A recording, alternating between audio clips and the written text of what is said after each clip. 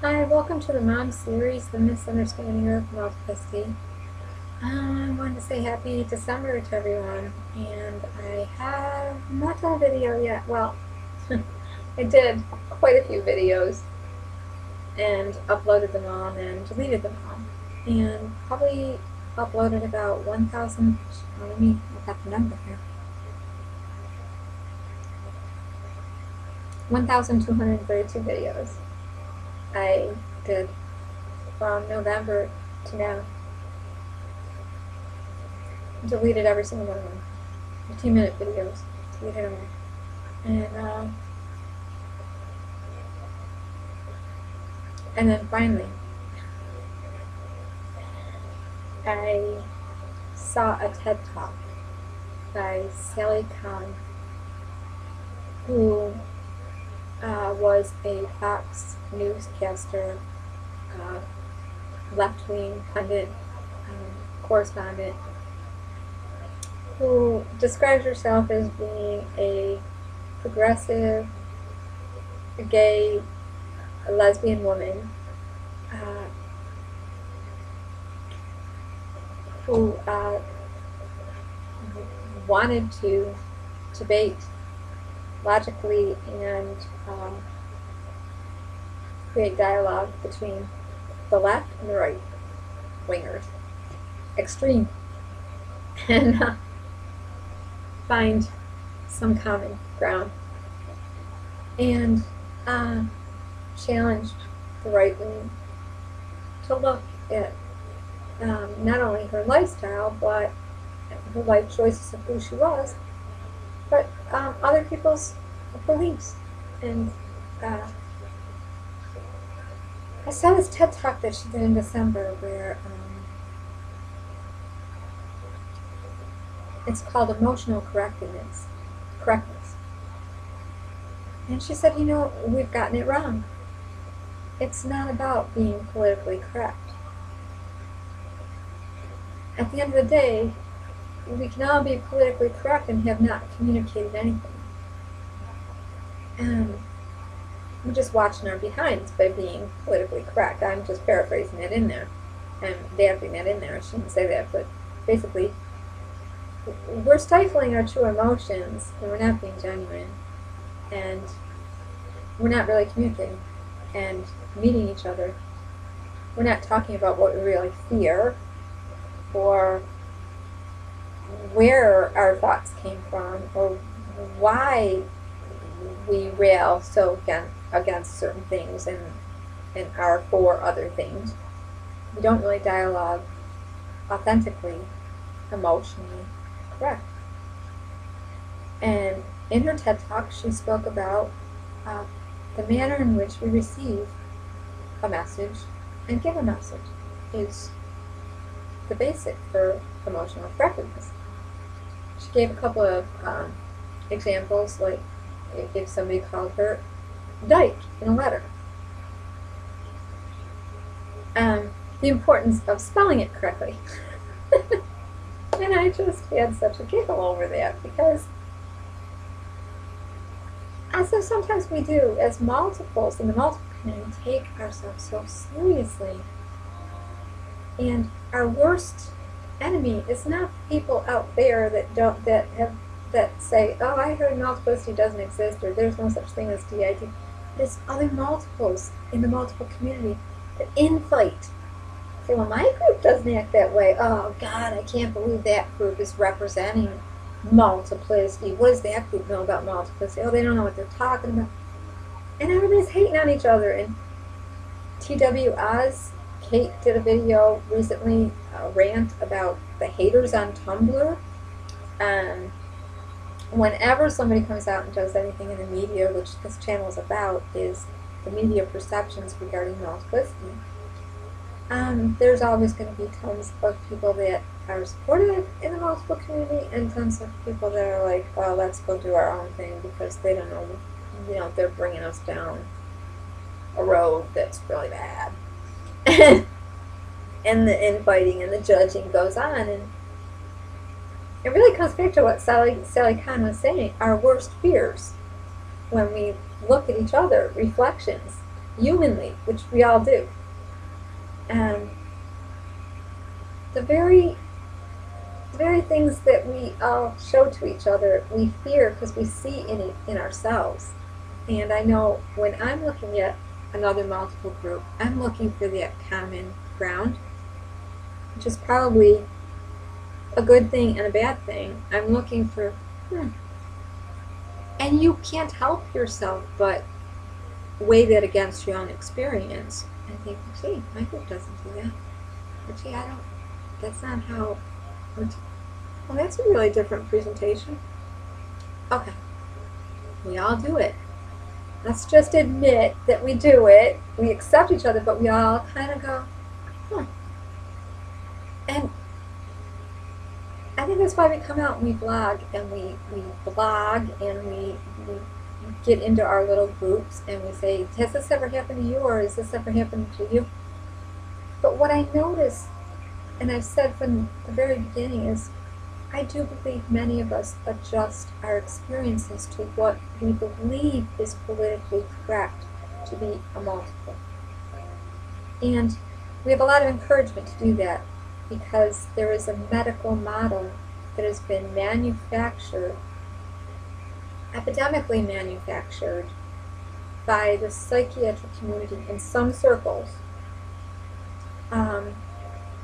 that has opportune times that it rises and then it falls. I'm going to be doing a lot of videos about this. I don't want to try to cram it all into one. But what I want to say is there are people that are coming out more and more in the UK, beginning with Kim Noble, who came out on Oprah, and then Jess, and many more Canadians have come out, and I can't help but notice that there is a big group called The Mind in the UK, which is diagnosing more and more people with DID. And then there's the Potter's Gate Center, who believes that being multiple is a logical way of existing and can be healthy. The issue I think I have with these places is they're privately run, and they're specializing in those dissociative disorders and traumas, and there's a fee. They're private. And they have an agenda which is to, of course, raise awareness in the UK about DID, which a lot of people call DID, I've noticed.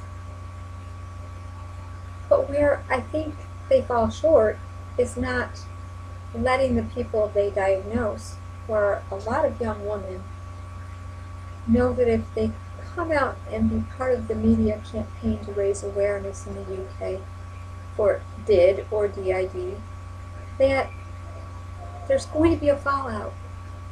There is. That there's going to be resistance, that not everyone's going to believe it. That I think it's a great injustice when a therapist doesn't tell a person in a multiple system or group or family, you're safe here in the office, but and I'm gonna call you by your name, and I believe you exist. I know you exist. But probably when you get out there, other people aren't gonna really get it. There's an injustice in not saying that to your client, but there's a payback too in not saying it, because it's also the only place certain people in a group can come out and be themselves. So it keeps people going to therapy too. There's so many facets of this I've been looking at recently.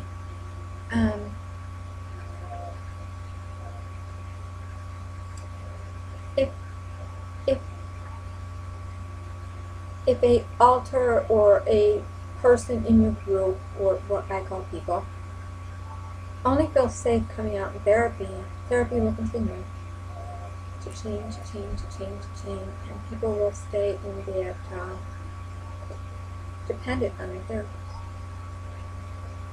isolated from other people.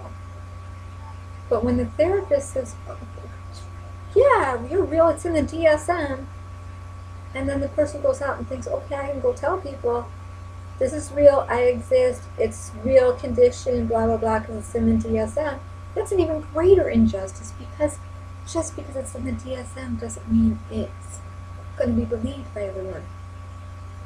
The DSM is merely a book of reports, of things that people report, behavior that is reported. Not everyone believes in it. It's split up into every experience that could happen is in that DSM, in the human continuum of life. Human behavior, continuum, doing too much of something, not doing enough of something, not doing it right. It's drink too much coffee, it's in the DSM. Drink too much water, it's in the DSM. Pick on your clothes, it's in the DSM. To what extent you do it, it can become a disorder. What makes it a disorder is when it becomes when it interferes with functioning of life. There are a lot of people that are multiple and it does not interfere with their functioning of life. But the only medical model they get is that it must. So I'm going to be talking about that.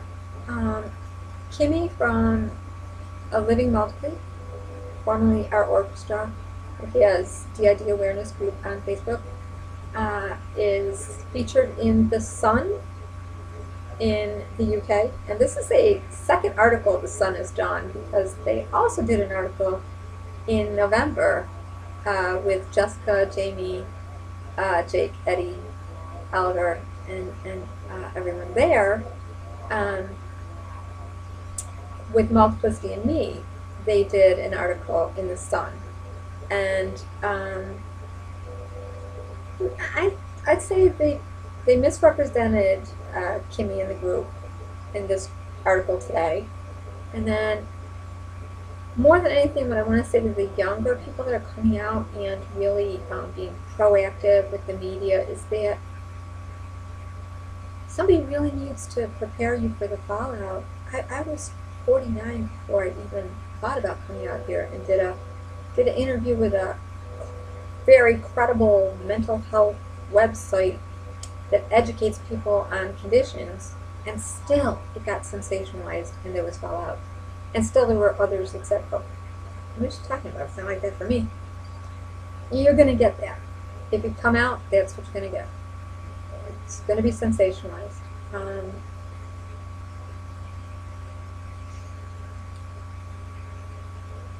I'll talk more about that later, but for now what I want to say is,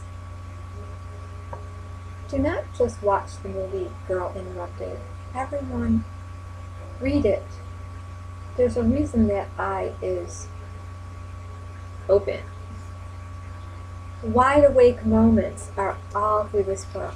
Wake-ups, continual wake-ups, where everyone there has these moments of, wow, I'm not crazy. They're saying I'm crazy, but I'm not crazy. That's not the, who decides what's correct? To feel, and there's a pill for that. Culturally, these women were made diseased. They were given a pathology. And a lot of it was the culture. And then read this alongside it. Creating Hysteria by Joan Ayakela. Between 4,500 and I think 6,500 cases in the 80s and 90s were diagnosed in a manufactured epidemic of a model of multiplicity. Now, I'm not debunking multiplicity. I believe in multiplicity. I live in a multiple group. I'm a single person in a multiple group. However, I am debunking the medical made model. I will go to my grave saying psychiatry has made a model that is not true for the most of us, and it does profit them and keep people sick. And media has continued to show that, and theologians continue to want to deliver people from that. And I'll talk more about it later. Thank you for listening. Bye-bye.